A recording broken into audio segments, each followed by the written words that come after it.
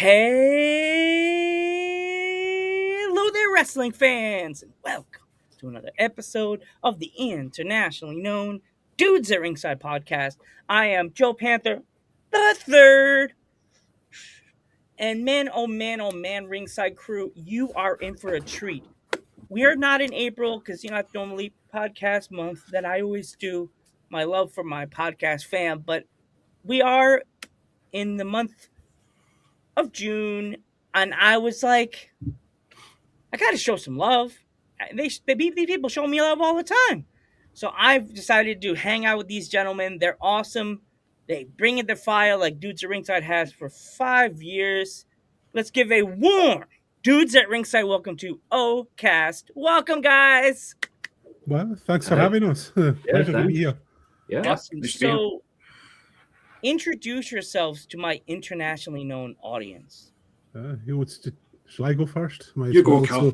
You do. Yeah, I'm Carl. I started off the podcast, sort of started it off. It's a long, complicated story how this podcast came to be, but yeah, it's been going 2 years, although there was a long gap, which was due to me being unemployed, but I restarted it in the midst of my unemployment just for something to keep me sane and focused during the day, and it's kind of gone on from strength to strength. Big successes and just this fantastic crew of people that have joined it over the years, and it just keeps getting better and better. And this is the year we got into wrestling, and it's now led us to sitting here.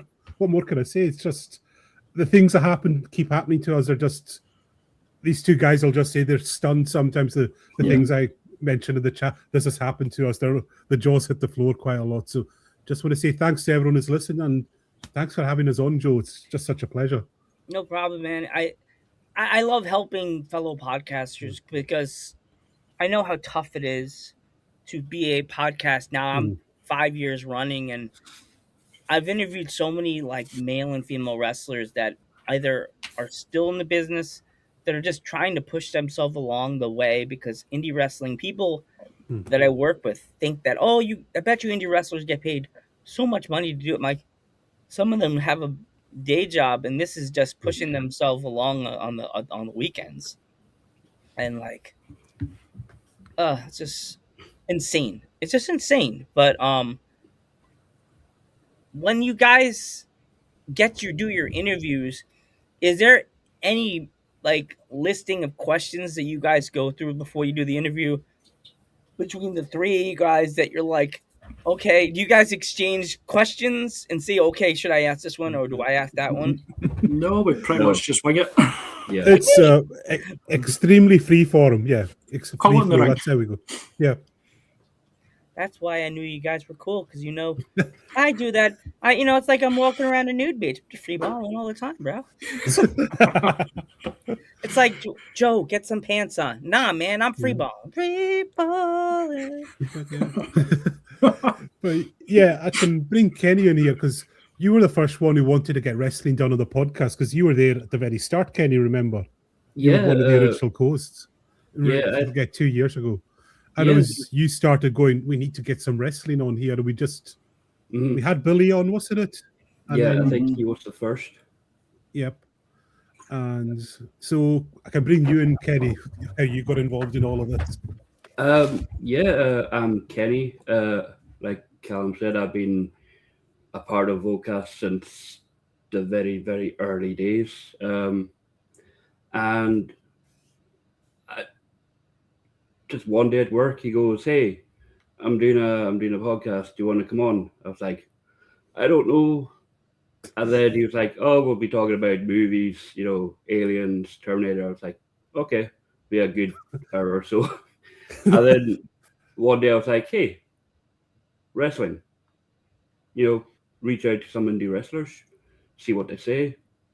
And that's how the Hammerlock started. Yep.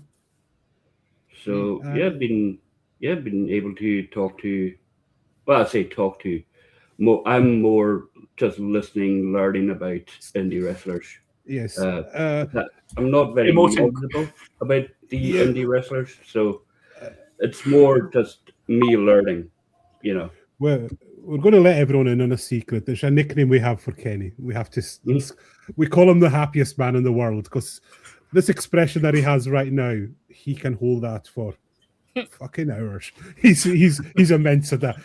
I would advise you, go and watch our interview with none other than Pinhead himself.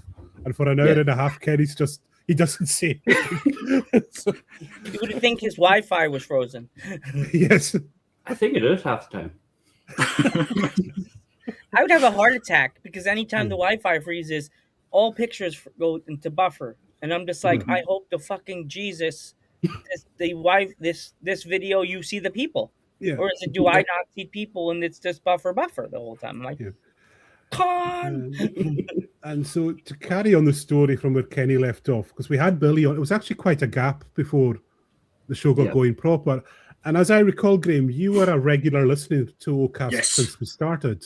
Yep. And it was on the Billy episode, you posted loads of questions for Billy on that. You really excited. And then months later, you join our WhatsApp group and you said, oh, that'd be good. And then I just say, come on the show. Then I think you were just, again, you were like, Kenny, what, me? Kind of, there's a bit of that, wasn't it? No, it's other people that talk about this professionally. Yes. I just talk nonsense about something that I love. Yeah. And then it was, you kind of came up with the actual idea of regular wrestling segments, and then we spilled it from there, and it's become the Hammerlock now, which just keeps getting better and better, I think. And the plan at the start was, we piggyback the WWE success over here. Yeah. And tie ourselves to, do you know what? What's the next event coming up? Let's go on that. But the amount of work you've done in the background to get the indie talent on, and it's really what we are probably the most passionate about, supporting indie talent, indie wrestlers, indie promotions, and getting that grassroots doing what we can. Yeah, and obviously, America dominates this field. There's no, and this isn't against America, but we are trying to focus on our homegrown talent while still having the Americans on, because you guys are such a massive part of this. But it's just to show there's a thriving indie scene in Scotland. It really is. I just feel bad sometimes when I get a UK wrestler, and then a UK podcast is like, "Yo, you goddamn dirty bastard, Joe! You would mean American." Or he came my UK wrestling friend, British friend, Shorty, like, you American bastard. you bastard, Joe. You get an interview and then you're like walking around like the girl with the skirt going, yes, I'd have a little skirt or a kilt. Red and black. I want that. A red and black kilt. Little panther paws on it. Yes, I want it. I want the fucking outwear. Well, I'm going to share something with you, Joe. It was the best insult towards an American I'd seen in months. There was this reel on Facebook, and it was this American couple, and they were in the UK for the first time. And Kenny and Graham will know, they bought a tie, and the prawn crackers came with it. They said, what are these? We won't eat them. We won't ask about them. And then someone just wrote, it's a prawn cracker, you star-spangled ass rocket. Sorry, we do have some great insults here. It's okay. My fans are not that sensitive again. Cool. Mickey Knuckles. Mickey Knuckles. That's why I tell you. That's why I took down the PG-13. And I immediately after she did it, I was like, scrape. Crack. Oof. Yeah, I think we went down the same route. We were very PG until one episode where we just gave up. A certain guest just my mom went off the rails completely. Sponsored. I'm like, yeah, they would have to deal with the shit. I'm not telling an indie wrestler that they have to censor themselves and they're coming on taking their fucking time out of their day. Come on this show to be like, I gotta be a freaking Sesame Street fucking episode. Nah, bro. Like, no. Telling a deathmatch wrestler they can't say the F word. Bro, I'm out. Yeah, especially when you think of all the things Mickey's had done to our body for her not to say fuck would just be how do you go through your whole life not doing that? That's the more impressive thing. Yeah. Oh, But the other wrestler I think you should interview definitely is Riho. She's amazing. Such Yeah. Rio. I've great been trying to talent. get a hold of her. She's If you hard. can, yeah. But I've heard she's one of the big talents in UK wrestling, isn't she? She, Rio is. besides Kiara, she's on my. If I had to make a UK wrestling Mount Rushmore, she's the Mhm. center rocks. Center rock Yeah. is Alfie. Yeah. Next, it's Kiara. Alfie. It's Riho, Kiara, Alfie, Shorty, and I got to think about the last one. Not Trump. So yeah. Whoopsie. Got really quiet. Yeah. Oh. Yeah. Yeah. But But I say, and it's their podcast is Graham and Kenny. They are the proper wrestling fans. I am a part-time fan. I'm just coming. It's because of these two guys that I've gotten back into wrestling, especially Kenny. He got me watching wrestling again because I used to work with Kenny, and it was him that kind of reintroduced me to it. But these two guys, they're the proper hardcore fans. Like my knowledge is so limited, as they will say when there's a live event. I say some really ridiculous things sometimes. yeah, I get it, and it's so Yeah. funny because the other one I said was Alfie. She's another big name that's on the indie scene. Have you guys tried to approach her before? Don't think Rings a so. bell. Yeah. She's amazing. Right. I love Alfie. She's and I've never interviewed Dee Dee, so Dee Dee is yeah, Dee Dee. Like that's Dee Dee. I think we've had a few Scottish regional talent on, and we've recently had she's very new to the UK scene. Charlie. Yeah, Charlie James, who was phenomenal. She was so lovely and so easy to speak to. And like I was saying, that like her reels have have hit really hard on the social media. Like I don't know, but she's such an engaging person. Like, yeah, and you were just so pleasantly surprised going into that. Like you didn't know what to expect of her. I think you were getting so into that conversation. Because I try and do a little bit of research before we speak to someone, just so you've got a bit of an idea. You don't come out with something completely stupid.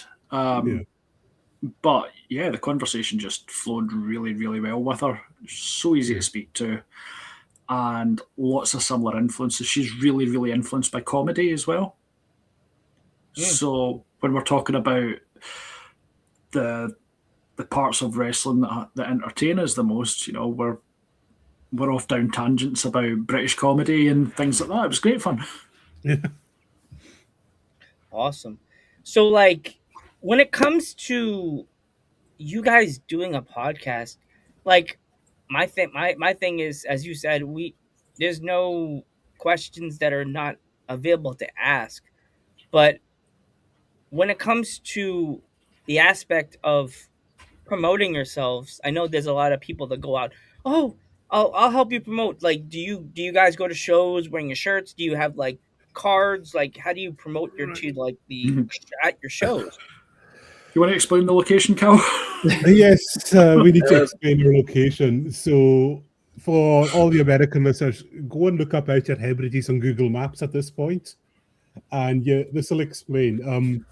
We live on an island off the northwest coast of Scotland, so going to a show is not just we go in a car and drive for an hour or something. We have to get a ferry over to mainland Scotland, and then another few hours before we can get to a show. Because it tends to be Glasgow, Edinburgh. So I don't know. Do you know the geography of Scotland, Joe, at all? Oh, what's the joke of Scotland? Let's go. I know where Scotland. The geography. The geography. Sorry. Yeah, I sort of do, but I like it. It's like weird to say. You know what I mean? So Glasgow and Edinburgh, that's the two main places really. And that's a way down. That's where all the wrestling, that's the kind of hotspot for. It would take us a day to get down there. So we can't really just go to a wrestling show just on a whim. That's the downside to all of this. And that's kind of one of the reasons we do this shows for people on the island, because there's a lot of wrestling fans up here, as we found out recently. It's just to bring it to them in a way. It's our way of bringing indie wrestling to people up here. Awesome. Like, have you ever gone to a show and like thought about approaching a wrestler, but then you're like, maybe I should, and then you don't approach them, and then like that it's happened to me. After I'll tell you, I'll go into my question, then I'll tell you what happened to me. You don't approach the wrestler, they see you, but you're like, you need to go to the tables and sit down, and then you approach them online, and they're like, oh my god, thank you, I saw you at the show. I'm kind of confused why you didn't come to me. Has that ever happened to you guys? Again, No. we're so new at the moment. We've not really done going to Yeah. shows yet. Mm. But it's literally been, it was January we record. No, it's December we recorded. December. It was December. Our first show was the John Cena retirement. And we did our retrospective of his career. So that's how long this wrestling segment that we do on the podcast has been going. Well, you want to hear my my funny story? All right. Yeah. There's a female wrestler from the United States. She's a manager and a promoter for a show in upstate New York. Her name is Jem. She's very young. I think she's like 18 or 19 years old. I think she just graduated from high school or whatever it was. I went to an 80s con in New Jersey with my sister like 2 years ago. And I see her at the table. My twin sister goes, I go, oh, I'm going to go say hi to that female. And she looks over, my sister goes, don't, no. Just go to the other tables. Like Peter Griffin. No. With Meg. Anything with Meg. No. So she sent me to the other tables. I messaged her and she's like, yeah, come on your podcast. I just want to say that I saw you at the 80s con and I wanted to meet you, but I never got a chance to. My heart dropped to my knees when she said it on screen to me. I saw you at the show and you never came up to me and I wanted to meet you. I was so wanted to know who you were and what podcast you were from. And you never came up to me at all. I was so confused. And my heart dropped to my knees. She's a young girl. And I was like, oh, tell her the truth, Joe, because you're a Torres and you're the king of telling the truth. Like, telling the bad truth. My sister, I understand why my sister protected me. Mm-hmm. Protected me from doing it. Because she's a young girl. And how bad would it look if an old man, I'm 43, at the time I think I was like 42, maybe 41, a 42 or 42-year-old man comes up to you and says, "Oh, a podcaster." Mm-hmm. No, actually, I had Chris Hansen coming in the room. Hey, can you come over here? Like, that's all I can hear in my head. Yeah. What? Woo! Get on the ground. That's all I can hear in my head. My sister's like, I fucking told him. I don't know him, but I told him. Why are you wearing his shirt? I don't know. That was on the floor. Yeah. And I understand why my sister protected me from going to talk to her, but then I felt like a fucking jerk because I didn't do it. But then she was the voices in my head saying, little girl. But I've interviewed tons of young, talented female wrestlers, the likes of Maddie Morgan, Madison Marley, Billy Starks. Billy Starks has graced dudes at ringside. If it was when I used to work with my former co-host, so it's not on my channel, it's on his channel. But we got in her third year in the business, we interviewed Billy. So like to see her on AEW now, it brings tears to my eyes because I'm like, that little girl had so much star power just as a teenager. And now look at her bleeding on screen, going crazy, coming out with her little whitish, blondish blue hair. But like, just to think, one day if AEW loses that puff, would she jump and come to WWE? I don't know. I don't think she would. I think, and also another one from the UK that I'm mad that I almost had, but she didn't. We didn't really give her a successful date, and we kind of screwed the pooch. Harley Hudson, she's killing it in Impact right now, guys. You watch that? I haven't seen that. Yeah, doing amazing. Sorry, the cat's just coming. I think that's crazy. Yeah. Do you guys watch any of the other stuff in the UK, like any of the other promotions that are out there on the Instagram? So there's not a lot that's actually broadcast on UK TV. You've got WWE, you've sometimes got AEW, But we've got the internet and we're not afraid to use it. That's how I think of it. And I will pretty much got the internet off, right? That sounds very sinister. or phrasing. I'm quite happy to watch anything that comes across my way. And I think you've got a Triller TV sub. Yes, I've got it, and I've just managed to get it up on my big screen TV now. So we've got this indie channel here, Triller TV. And it's just back-to-back indie wrestling on it a lot of the time. There's some other sports, but it's so focused, and it's just, like I said, I managed to get Madison Marley. Her big fight was on it the other night, and that. So lots of, and we keep saying this. If you're listening to Triller, sponsorship, please, be nice. So, it's only like needs a sponsor, bro. Yeah, so we would love it. But it's only like £6 a month for this, and it's just great. Yeah. Like wall to wall. Like if you're a wrestling fan, you can't argue with that at all. But I don't know about you, Kenny. Do you follow a lot of different promotions? Never actually asked you. I watch a lot of. I follow a lot of the random. Like, I'll follow my American podcasts. You know what I mean? I'll follow what they're doing here in the U.S. But to me, it sounds kind of funny and bad at the same time. I follow a lot more UK like promotions because in America I could just not really. I can't look outside my window and go, "Hey, you want to hang out?" And you're like, "Oh, creeper! I'm not a wrestler." Oh, never mind. Keep going. I could just look on the internet and find an American promotion that has like 5 posts and they actually are a promotion, or like has 3 shows and like. I can share their poster and boom, how do I know that I just got them 5 or like 10 people to actually come to the show in the United States? I have wrestler fans that go, "You realize you got me into watching a UK promotion and I don't even live in the UK." I'm like, thank you. Like, it's kind of cool in a way that we both do a podcast and it's cool because we both have the same style fashion of like interviewing, and we don't really have a question and answer like bar to go, okay, now I'm on my 9th question. Okay, oh crap, or I'm almost out. But so I said my mom's probably watching this and going, "He said again. Don't say She gets mad at me when I say When you go to a wrestling show, are you the one that? Which one of you guys is the one that says, "Ooh, poster, click, click," and then put it in your pocket, or do you not do that and you feel weird doing that? Ooh. I've definitely done it in the past, a few times. Never.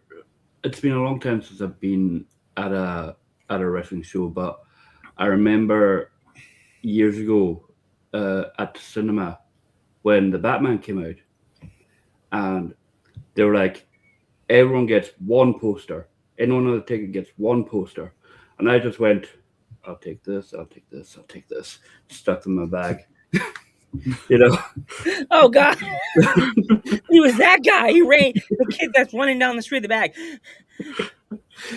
So I think down to half a block.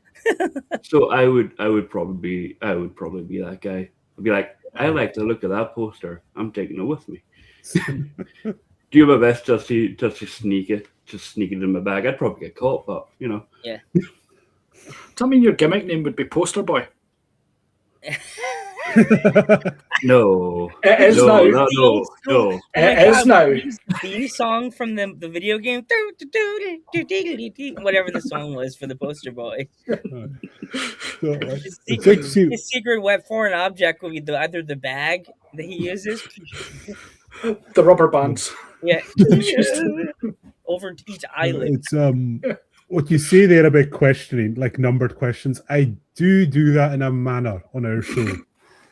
What we do is at the end, I come up with this. We just do quick 5 questions, and it's like really silly things I ask them. Like, if you had to come on to a kids' TV theme, what would it be? And one night, the worst person to do this with as well, probably. Do you know Bobby Roberts at all? Oh, I know Bobby Roberts. Yeah, I know.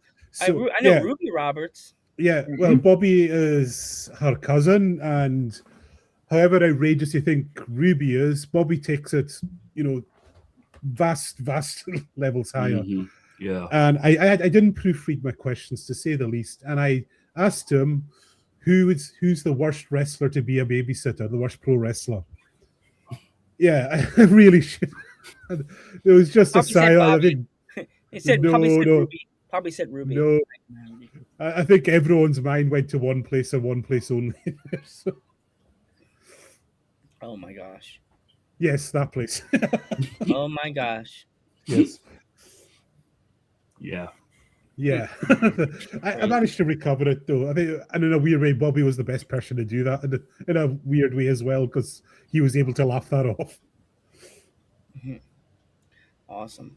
So, guys, if any of my fans that are watching this podcast, or just in general, if any of them want to pick up any merch, anything of you guys, is there anywhere they could pick it up, or do they have Yes. to see the show? Talk about unprepared. I'll get the link right. Oh my gosh. Graham and Kenny, can you say something while I do that? I was actually looking for it. Needs updated on the website because I couldn't find it. Oh yeah. All right. Yeah. What Roach? Kenny, tell us a funny story. You're Let's such talk an about animated. something. You're such an animated man, Kenny. Let's hear a funny story from you.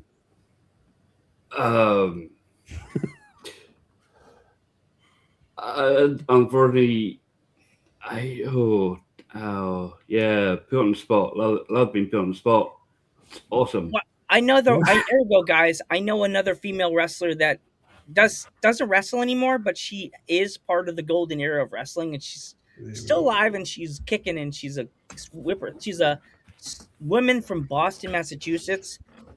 This name always makes every female wrestler light up even more. She's part of the that awesome women's revolution. Brittany Brown. I'm friends with her on Facebook, and she is such a super sweet and friendly, and she loves me. Me and her talk all the time on Facebook. I could actually send you guys in the private chat as we're recording this episode. If all you guys are on Facebook, I could actually send you. Oh, you just sent me the link for your thing right now. In fact, the second one is better. It's our tap link, and that's got our links to everything, and there's a merch link included in that.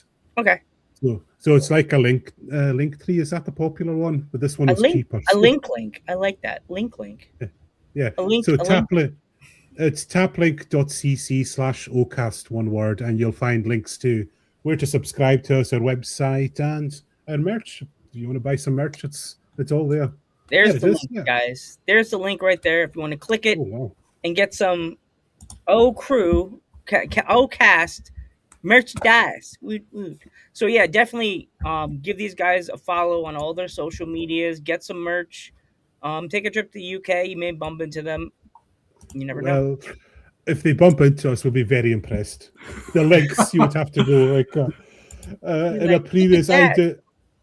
I'll say I did a podcast years ago. I won't tell you much about it, but we started getting some nasty hate mail and a guy saying, "I'm going to come to your house," and I just said, "Please do, mate." I would just be so impressed. It's just like if you pull off that journey, I will make you a cup of tea. I'll get the kettle on for you. God. Like, if any of your fans do turn up and say hello to us, we will shake their hands. And I just hope they don't end up like Frankenstein's bad guy, the villains that chase Frankenstein. Well, I do. Here we go. I apologize because I do live in the sticks. I live in PA in a very red state. So you probably get some. Them damn British guys. You know, man, them British guys. Ping. My daughter likes your accent. I like you. You got all your teeth, and I like my cousin Cletus. All teeth. Well, what would you call a sticks if you came here? You would reevaluate that estimation of where you live. Well, here we go. This gives me the trophy every time. Gets me the NBA title. Literally, my town I live in has one stoplight. Okay. So does ours. What? Oh boy! Whoever invented we have one. We have a bunch of stop signs. one stoplight. No, there's I'm just the one at the not Bridge waiting for Centre. this moment because where I live in town is like right across from the stoplight. I'm not waiting for this moment that I hear a screech, carunch, carunch, carunch, loud bang, bang, bang, bang, bang, and I'd be like, "Well, that's my fault. Not my fault." But I want to thank you guys for coming on the podcast. It really means a lot to have a fellow podcast on the Dudes at Ringside Podcast. I am Joe Panther the Third. Oh, I'm Carl. I'm Graham. I'm Kenny. And we will catch you in the next one. Thank you.